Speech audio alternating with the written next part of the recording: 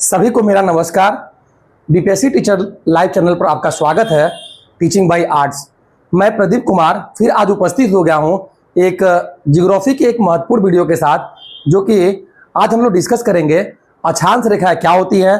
कब आपके मन में प्रश्न कभी आया होगा कि 23.5 डिग्री उत्तरी अक्षांश को ही कर्क रेखा क्यों कहते हैं, 23.5 डिग्री दक्षिणी अक्षांश को मकर रेखा क्यों कहते हैं, 66.5 डिग्री को आर्कटिक वृत्त क्यों कहते हैं और 66.5 डिग्री दक्षिणी अक्षांश को अंटार्कटिक वृत्त क्यों कहते हैं। तो ये सारे प्रश्नों का उत्तर आपको आज मिल जाएगा इस प्रश्न के माध्यम से। अगर आप BPSC AEDO UP TET UP junior TET की तैयारी कर रहे हो तो आपके लिए बहुत महत्वपूर्ण वीडियो है। तो हम लोग सबसे पहले बात करेंगे कि अक्षांश रेखाएं होती क्या है, वाकई में ये होती क्या है। आप देखे होंगे ग्लोब पे दो रेखाएं होती है, एक रेखा होती है क्षैतिज और एक होती है ऊर्ध्वाधर। तो क्षैतिज रेखाओं को जो कि पूरब से लेकर पश्चिम तक खिंची होती है, इनको हम लोग बोलते हैं अक्षांश रेखाएं। मैंने क्या बोला कि यह एक काल्पनिक रेखा होती है जो कि पृथ्वी के ग्लोब पर पूरब से लेकर पश्चिम तक क्षैतिज रेखा खींची होती है।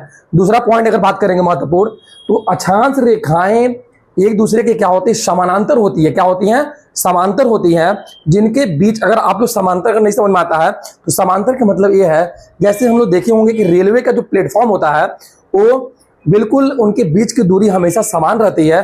तो ऐसे ही हम लोग कह सकते हैं कि अक्षांश रेखाओं के बीच की दूरी हमेशा क्या होती है, समान होती है। दो अक्षांश रेखाओं के बीच की दूरी हमेशा समान होती है।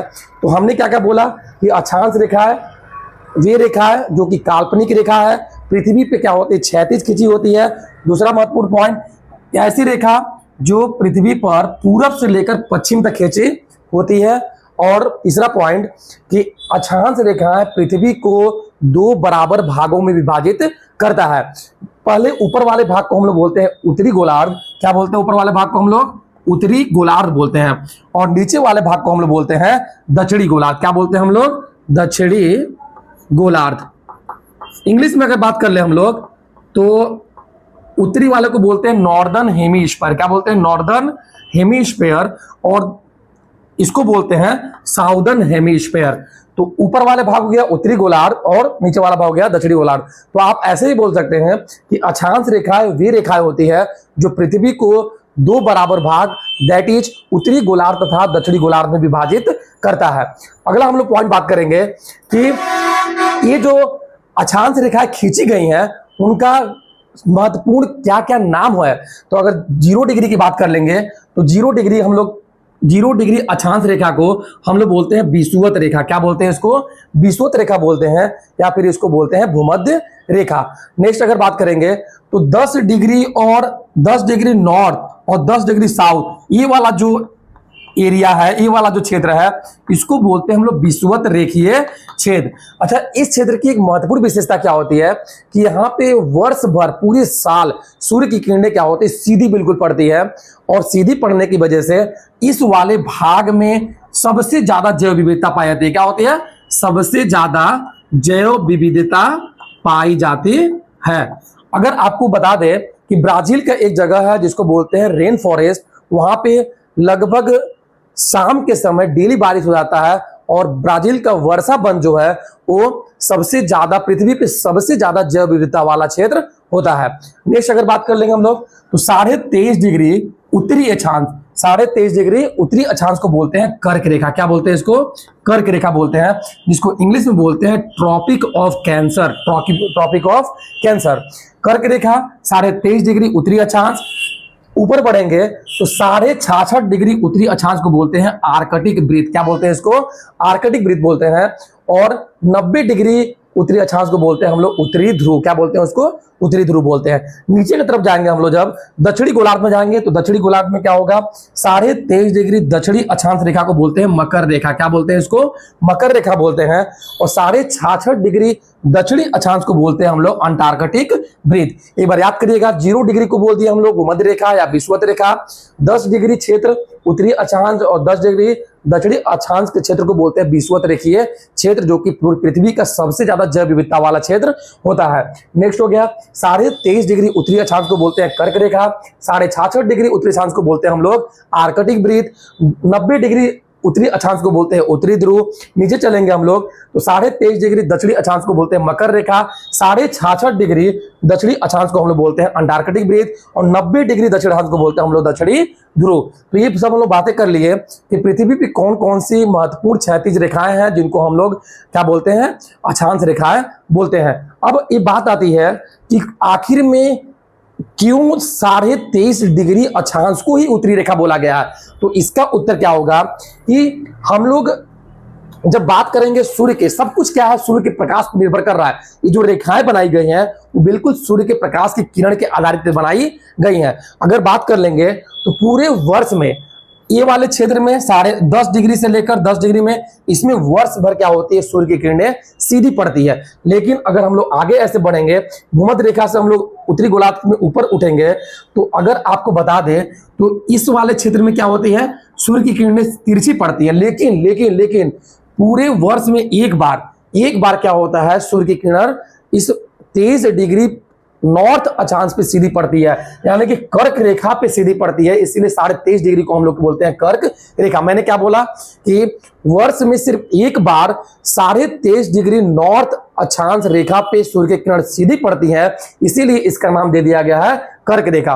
और वह दिन कब आता है, उस दिन को बोलते हैं हम लोग ग्रीष्म संक्रांति। क्या बोलते हैं उसको, ग्रीष्म संक्रांति बोलते हैं। और वो दिन आता है 21 जून। क्या आता है, 21 जून, यानी 21 जून आपका हो गया ग्रीष्म संक्रांति। याद रखिएगा इसको, आपसे प्रश्न पूछ सकता है कि ग्रीष्म संक्रांति कितने तारीख को होता है, तो पूरे वर्ष में एक बार सूर्य की किरण सीधी पड़ा, जो कि हो गया 21 जून को। इसी तरह अगर हम लोग बात कर लेंगे कि 23.5 डिग्री दक्षिणी अक्षांश को मकर रेखा क्यों कहते हैं, तो सेम कहानी वही है। अगर नॉर्दर्न साउथर्न हेमिस्फीयर की बात करेंगे, दक्षिणी गोलार्ध की बात करेंगे हम लोग, तो दक्षिणी गोलार्ध में वो दिन आएगा जिसको बोलेंगे हम लोग शीत संक्रांति। क्या बोलेंगे, शीत संक्रांति बोलेंगे। और वो दिन कब होता है, 22 दिसंबर। कब होता है वो दिन, 22 दिसंबर को। यानी 22 दिसंबर को मकर रेखा पर सूर्य की किरणें क्या होती है, सीधी पड़ती है। एक चीज और याद रखिएगा कि 21 जून को ही क्या मनाया जाता है, विश्व इंटरनेशनल योगा दिवस मनाया जाता है। और 21 जून की बात करेंगे तो पूरे नॉर्दर्न हेमिस्फीयर में, पूरे उत्तरी गोलार्ध में 13.5 घंटे, कितने घंटे का, 13.5 घंटे का क्या होता है, दिन होता है। और 10.5 घंटे का क्या होता है, रात होता है। यानी दिन सबसे बड़ा हो गया 21 जून को। और बात कर लेंगे इसमें 22 दिसंबर को, तो रात सबसे बड़ा होगा, 13.5 घंटा का होगा। कब होगा वो हो जाएगा आपका मकर संक्रांति, यानी कि शीत संक्रांति में ऐसा होगा। अगर नेक्स्ट बात करेंगे हम लोग कि कुछ महत्वपूर्ण बातें करते हैं अक्षांश रेखाओं की, तो अगर आपसे पूछ ले कि कुल अक्षांशों की संख्या कितनी है, तो हम जानते हैं, हमने बोला कि 0 डिग्री से अगर हम लोग स्टार्ट करेंगे तो इधर जाएंगे कितना, इधर जाएंगे 90, और इधर भी कितना जाएंगे 90। तो अक्षांश रेखा की संख्या निकालने के लिए 90 तो ये वाला हो गया, इधर दक्षिणी अक्षांश वाला, दक्षिणी गोलार्ध वाला, और 90 क्या हो गया आपका, उत्तरी गोलार्ध वाला। तो 90 प्लस 90 और एक हो गया 0 डिग्री। और 0 डिग्री कौन सा हो गया, भूमध्य रेखा या फिर विषुवत रेखा। तो 90 प्लस 1 यानी कितना हो गया, 181। यानी अक्षांश रेखाओं की कुल संख्या कितना हो गया, 181, 181 हो गया। नेक्स्ट बात करेंगे तो अक्षांश रेखा, मैंने बोला था कि ये समांतर रेखा है और इनके बीच की दूरी हमेशा क्या होती है, बराबर होती है। तो आपके मन में प्रश्न उठ रहा होगा कि इनके बीच की दूरी वाकई में कितना होती है, तो दो अक्षांश रेखाओं के बीच दूरी कितना होता है, 111 किलोमीटर। इसको ध्यान दीजिएगा, ये बहुत महत्वपूर्ण प्रश्न है, डायरेक्टली आपसे पूछ दिया जाएगा कि दो अक्षांश रेखाओं के बीच दूरी कितनी होती है, तो कितना होता है दोस्तों, 111 किलोमीटर होता है। नेक्स्ट अगर बात करेंगे हम लोग, तो इसमें एक कंडीशन आता है कि कब आपका बसंत विषुव। अच्छा, विषुव की स्थिति क्या होती है, विषुव एक ऐसी स्थिति होती है जब पूरे पृथ्वी पे दिन और रात जो होता है वो बराबर होता है, यानी 12 घंटे का दिन होगा और 12 घंटे का रात होगा। तो इस स्थिति को हम लोग बोलते हैं विषुव की स्थिति। क्या बोलते हैं इसको, हम लोग विषुव बोलते हैं। क्या बोलते हैं इसको, विषुव बोलते हैं, है ना। तो विषुव कैसा स्थिति हुआ भाई, कि ऐसा स्थिति जब पूरे पृथ्वी पे 12 घंटे का दिन होगा और 12 घंटे का रात होगा, तो इसको हम लोग बोलते हैं इक्विनॉक्स या विषुव, इक्विनॉक्स या फिर विषुव बोलते हैं। अब आपसे मन में प्रश्न आ रहा होगा कि कोई तो ऐसा दिन होगा जिसमें 12 घंटे का रात और 12 घंटे का दिन होता होगा, बराबर दिन और बराबर रात होता होगा। हाँ, तो उसका उत्तर जरूर है। उसका उत्तर होता है आपका बसंत बिशु 21 मार्च को। कब होता है?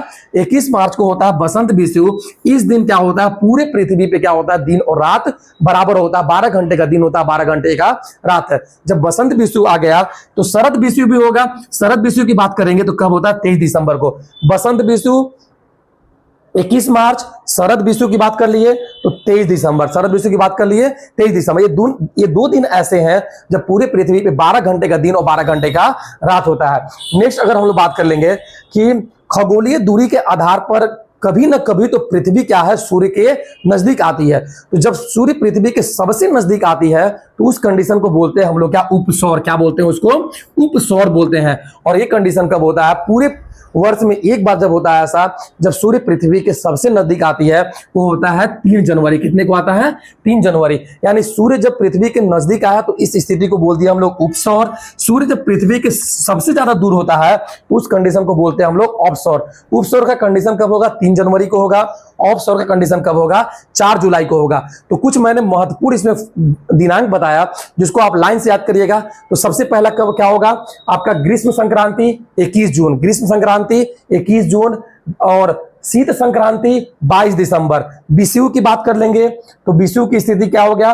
बसंत बिशु 21 मार्च, शरद बिशु क्या हो गया? 23 दिसंबर। उपसौर 3 जनवरी, अपसौर 4 जुलाई। तो इतनी कहानी थी आज की जिसमें हम लोगों ने डिस्कस किया कि अक्षांश रेखाएं से महत्वपूर्ण कम से कम 20-25 फैक्ट मैंने आपको बता दिया है।